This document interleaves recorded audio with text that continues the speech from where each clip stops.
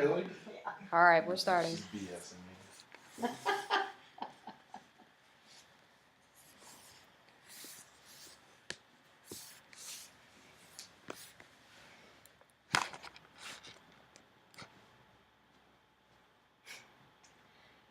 Did you guys know that there's a sickness called the vampire disease?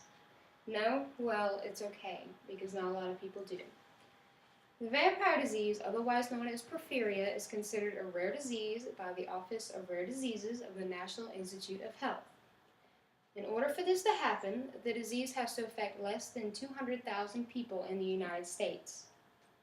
In order for you to get a better grasp of this number, according to the United States Census Bureau, as of 2012, the U.S. population was 313.9 million. I have a graph that shows this, and also shows you that the U.S. population is getting larger every year.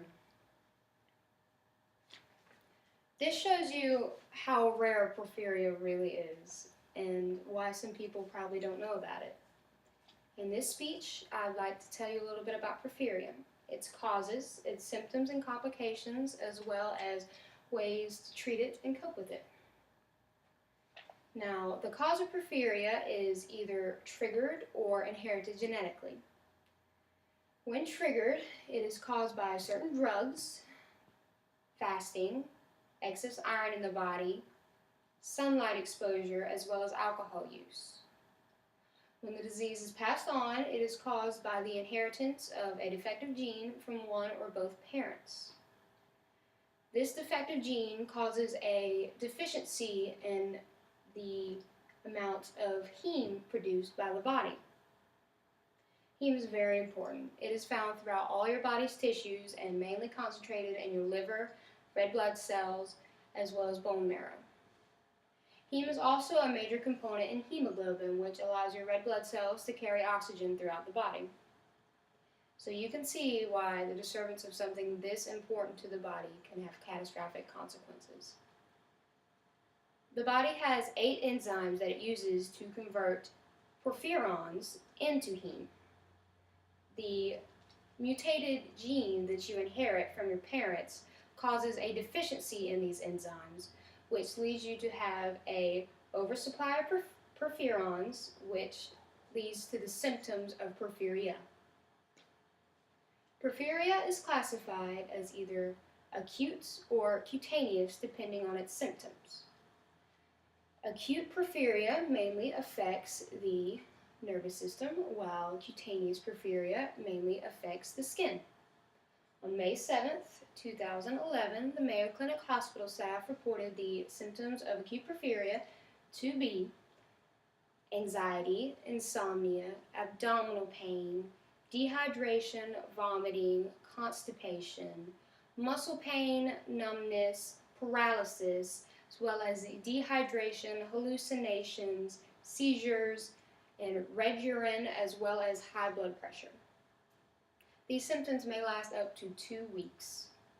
The symptoms for cutaneous porphyria include skin swelling, redness of the skin, as well as ultrasensitivity to sunlight.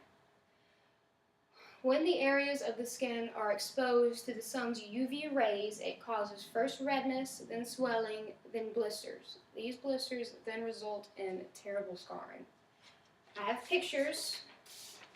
This is a person with cutaneous porphyria who has let their hands been exposed to sunlight. You can see the major blistering. Looks very painful. This is also a man with cutaneous porphyria who has let his whole body been exposed to sunlight. You can see the scarring from the constant blistering. Now, living with just one of these symptoms can make life incredibly hard and painful. It might even kill you, but there are ways to cope with it. Porphyria can either be treated by having intravenous water injections. This would combat the diarrhea, the dehydration, the constipation, and the vomiting. You can also get hemin injections, hemin being a synthetic form of heme. This would help your body cope with heme productions.